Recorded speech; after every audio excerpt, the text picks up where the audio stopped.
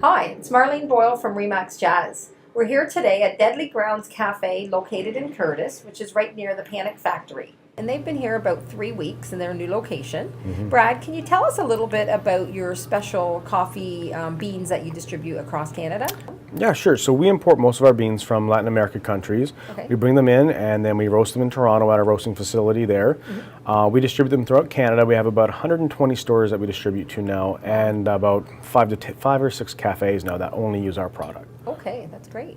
So Brad, tell me, what's with the Chucky pictures, Norman Bates, what's with the horror theme? How does that connect with the coffee beans? Yeah, well, my partner that started the company, who's a lot like me, just loves coffee and horror movies. Okay. So when I saw that that's what he was putting out there, that's when I said, I got to bring this to Canada. So it really allowed me to combine my two favorite things, coffee and horror.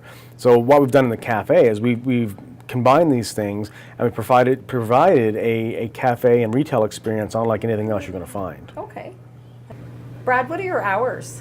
Right now we take Mondays off, but the rest of the week we open up at 8 a.m. so that people can get their morning coffee and muffin on the way to work. Okay.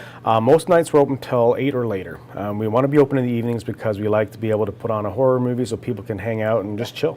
Okay, and then you're with the Panic Factory there. Yeah, too, Panic so- Factory is open late, so we like the idea of being able to match their hours as much as possible. People come in here and they'll play a game, then they'll go do their escape room. Okay. A lot of times they'll come in Great here idea. and talk. Yeah, well, what we find a lot is they'll do a room, then they'll come over here and hang out and talk about it for half an hour. You know, Right. so it's a place for them to come and hang out after instead of hanging out in the parking lot. Yeah.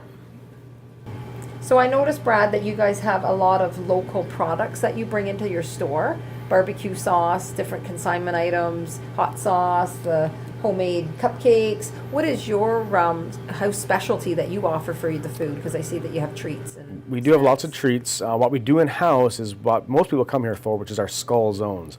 It's actually like a calzone that's shaped like a skull. And we fill them with different fillings and toppings. We have a jalapeno popper skull zone. We have a pepperoni and cheese.